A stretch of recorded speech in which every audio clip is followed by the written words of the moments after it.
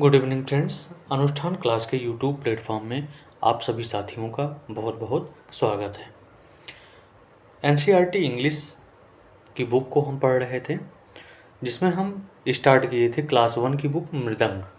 ठीक है, तो मृदंग में ही आज हम पढ़ेंगे चौथे चैप्टर को, और साथ में वोकैब वाले पार्ट को भी धीरे धीरे क्या करेंगे, तैयार करेंगे, ताकि हमारी जो तैयारी है वो कंप्लीट हो रहे।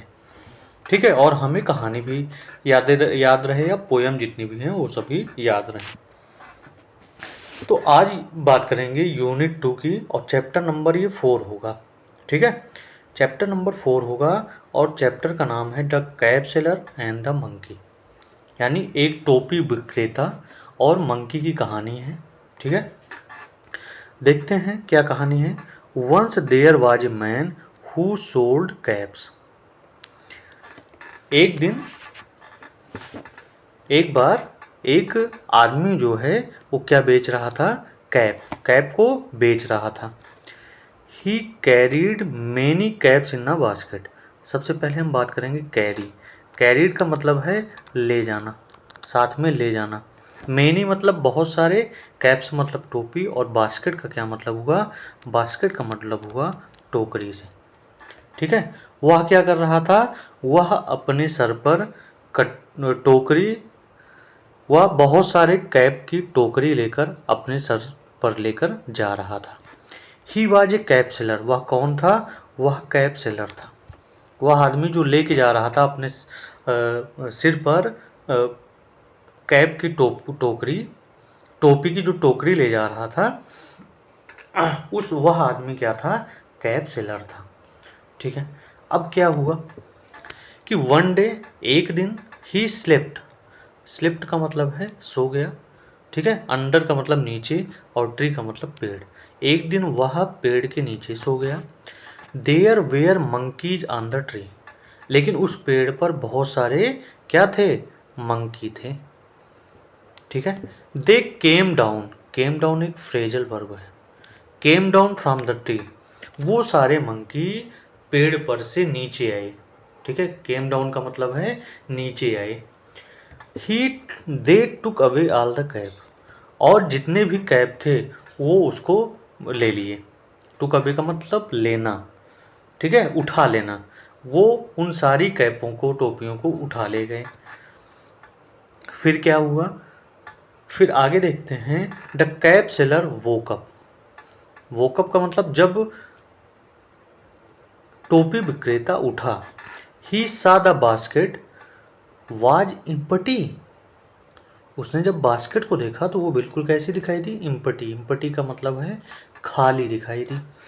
ही लुक्ड अराउंड एंड एबव। वह अपने चारों ओर, ठीक है, एंड एबव और ऊपर देखने लगा। The monkey were wearing his cap. वहाँ पर ऊपर जब देखा तो मंकी वेयर, वियरिंग का मतलब है, वियर का मतलब है पहनना, हिज कैप टोपियों को पहने हुए थे। जो बंदर उस पेड़ पर थे वो टोपियों को पहने हुए दिखाई दिए। अब क्या हुआ, the cap seller shook his fist the monkey. अब क्या हुआ कि कैप सेलर पुस्तक विक्रेता क्या हुआ, शॉक हो गया, मतलब आश्चर्यचकित हो गया। एंड हिज फिस्ट का मतलब है उसने मुट्ठी बनाया, तो सभी उंगलियों को बंद कर लिया और उसकी क्या बन गई, मुट्ठी। फिस्ट का मतलब मुट्ठी। At the monkey they also did the same. जैसे ही वो कैप सेलर शॉक हुआ और उसने मुट्ठी बनाई, तो जितने मंकी थे they also did the same. Same का मतलब एक जैसे काम। तो जितने भी मंकी थे वो सभी भी अपनी मुट्ठी बंद करने लगे। द कैप सेलर स्क्रैच का मतलब होता है खरोचना। ठीक है, स्क्रैच का मतलब होता है खरोचना। His head. पुस्तक विक्रेता क्या करने लगा, फिर अपने सिर को खुजाने लगा। The monkey did the same. जितने भी मंकी थे वो भी अपने सिर को खुजाने लगे। द से cap seller had an idea. Cap seller के पास क्या आया, एक योजना बनी। उसको, उसके दिमाग में एक योजना आई। ही टुक ऑफ हिज कैप। वो उसने क्या किया, टुक ऑफ, जो अपनी कैप को पहना था उठा के रख दिया। टुक ऑफ मतलब उठाया, अपने हेड से उठाया। And through it into the empty basket. और क्या किया, उस कैप को इम्पटी बास्केट का मतलब खाली टोकरी में फेंक दिया। अब बंदर भी यही देख रहे थे। अब बंदरों ने क्या किया, the monkey also did the same. Monkey ने बिल्कुल उस टोपी विक्रेता के समान काम किया। The cap seller got all his cap bag and went away happily. इस तरह से जो कैप सेलर था, जो टोपी विक्रेता था, वह अपने सारे कैप को वापस ले लिया, टोपियों को वापस ले लिया, एंड वेंट अवे, और जल्दी से खुश होकर वहाँ से चल पड़ा न, वहाँ से निकल पड़ा। ठीक है, तो ये कहानी थी कि यानी एक कैप सेलर था और एक मंकी थी। कैप सेलर क्या करता था, टोपियों को बेचता था।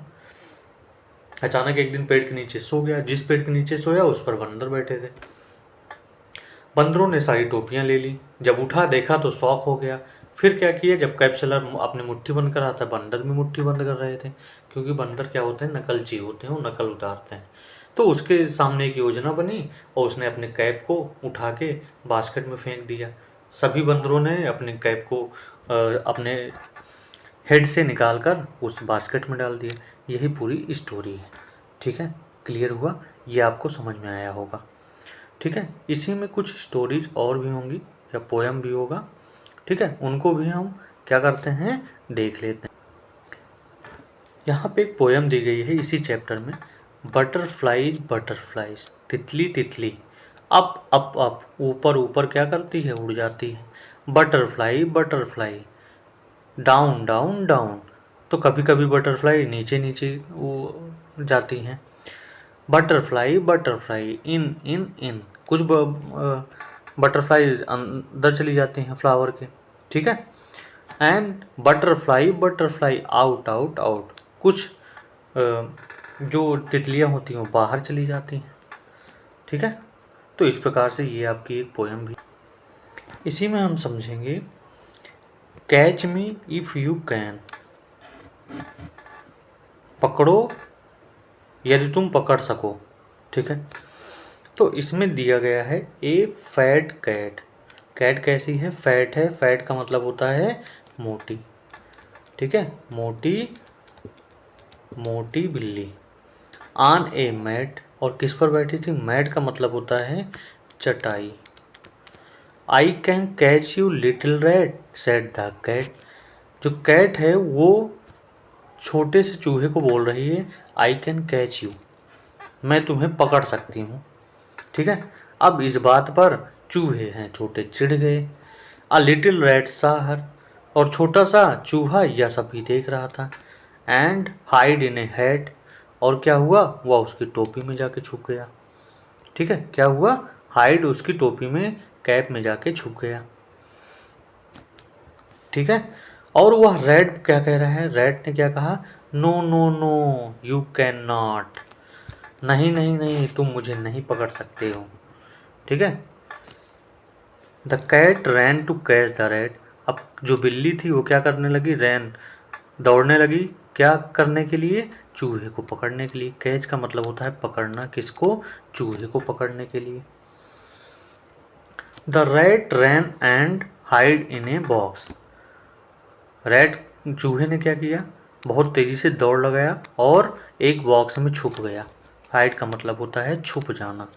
ठीक है, the lid of the box did not open, लेकिन जो कैट था, लिड का मतलब है ढक्कन। ठीक है, ऑफ द बॉक्स, बॉक्स के ढक्कन को ओपन नहीं कर सका, खोल नहीं सका। हा हा हा, you can not catch me big cat. अब चूहा खुशी मन से बोल रहा है हंसते हुए, यू कैन नॉट कैच मी, आप मुझे नहीं पकड़ सकते हो मोटी बिल्ली, सेड द रैट, किसने कहा, रैट ने। इस प्रकार से आपका ये चैप्टर जो है वो अब कंप्लीट हुआ। अब हम कुछ वोकैब वाले पार्ट याद करेंगे, और वोकैब पार्ट ही हमारे लिए इम्पॉर्टेंट है। ठीक है, और साथ में ग्रामर पोर्शन, क्योंकि पिछले KVS में ये नहीं आया था, लेकिन चूंकि सिलेबस में बुक दिया गया है कि क्लास 1 से 5 तक की बुक भी आपकी कंप्लीट होनी चाहिए, इसलिए ये इस बुक को पढ़ा जा रहा है। ठीक है, तो आइए अब क्वेश्चन को सॉल्व करते हैं।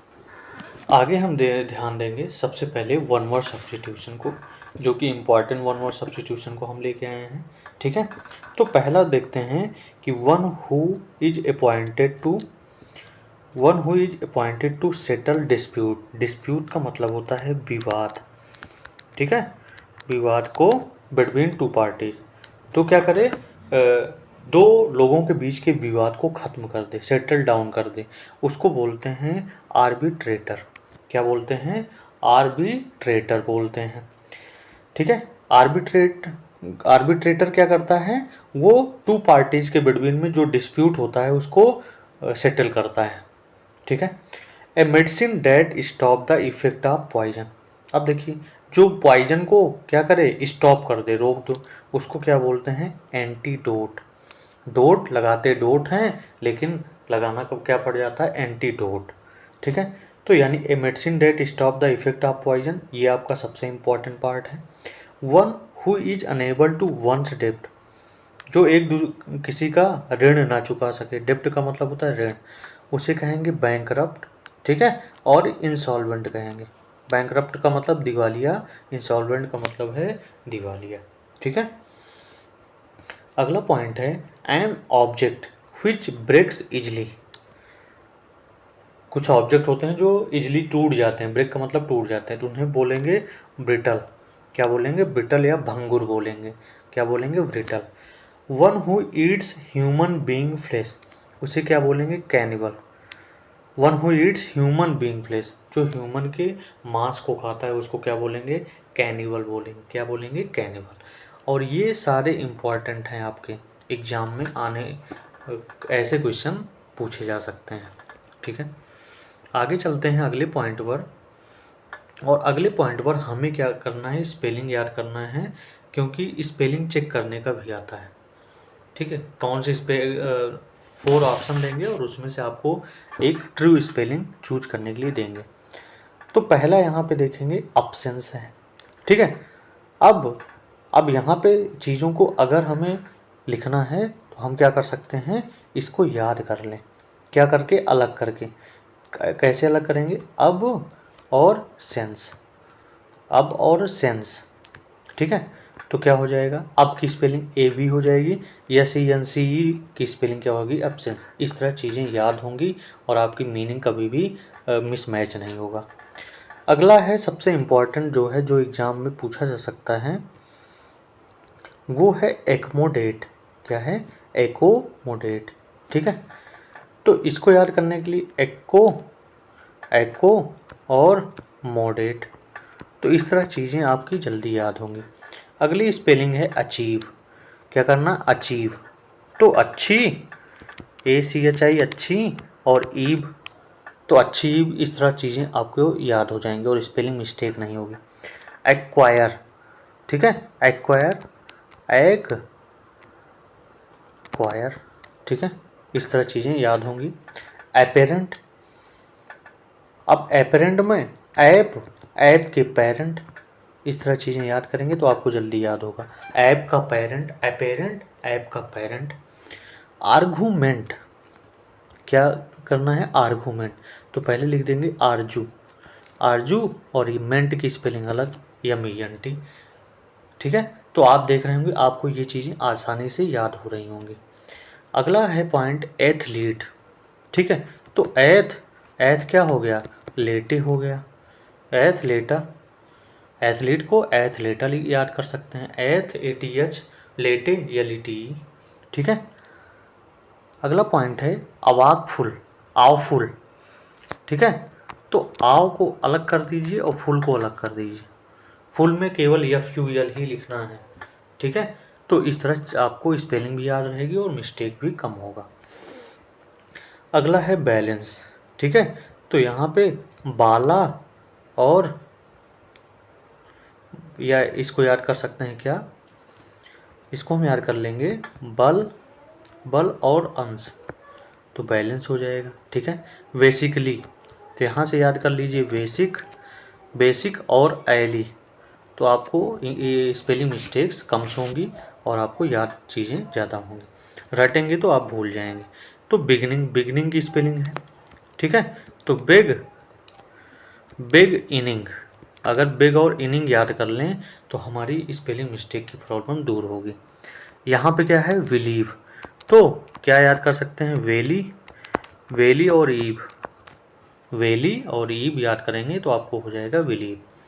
अगला पॉइंट है बेनिफिट, तो इसको याद करेंगे वेनी, वेनी और फिट हो जा, पेनी टू फिट हो जा, ठीक है। ब्रीथ, अगली स्पेलिंग है ब्रीथ, ठीक है।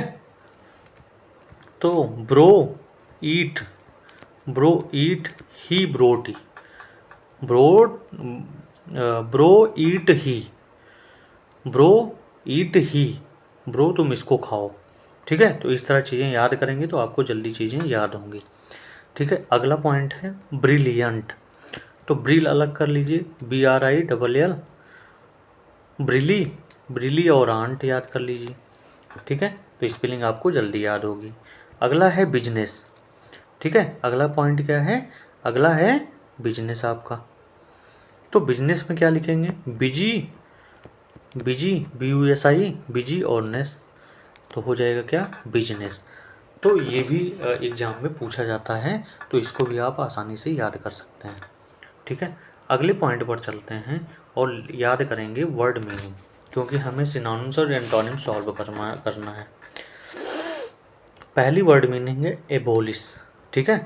तो इसको क्या याद कर सकते हैं, अब बोली ईसा, तो अब से AB बोली BOLI, या अब यहाँ से एक भी हटा दीजिएगा, अब बोली ईस, ईस IS, इसका अर्थ क्या हुआ उन्मूलन करना, अर्थ क्या हुआ उन्मूलन करना, अब बोली ईसा कि उन्मूलन कर दो, ठीक है। अगला जो आपका मीनिंग है एबोमिनेशन है, तो इसको कैसे याद करेंगे एबोमिनेशन, तो अब ओमी मेरे नेशन से घृणा करता है, तो एबोमिनेशन का मतलब होता है घृणा करना। एबोर्ड, एबर्ड का मतलब होता है निष्फल होना, ठीक है। तो अब क्या हो रहा है बोट, अगर आर को साइलेंट करते हैं तो अब बोट क्या हो गया है निष्फल हो गया है, ठीक है, उसका कोई काम नहीं है। अगला जो मीनिंग है एबॉर्टिव है, एबॉर्टिव का मतलब होता है निष्फल, अब और टीवी देखना क्या है निष्फल हो रहा है, अब और टीवी देखना निष्फल हो रहा है, तो एबॉर्टिव का मतलब हुआ निष्फल, ठीक है। अगली बात करेंगे तो अगली मीनिंग है आपकी अब्रेड, अब्रेड का मतलब होता है घिसना, तो क्या करें अब ब्रेड को क्या कर दें घिस दें, अब ब्रेड को घिस दें, तो इसकी ये मीनिंग हुई, आपको याद करने में आसानी होगी, आप एक एक दिन में 100 मीनिंग इस प्रकार से याद कर सकते हैं, ठीक है। क्योंकि टाइम कम रहता है और आपको छोटे वीडियो में ही तैयार करवाना है, इसलिए हम केवल 5 मीनिंग ही लेके आते हैं, ठीक है। तो आप इसी चैनल के साथ बने रहिए, आपको ऐसे नए नए अपडेट मिलेंगे जो कि केवल एग्ज़ाम के पॉइंट ऑफ व्यू से बनाए जाएंगे, ठीक है।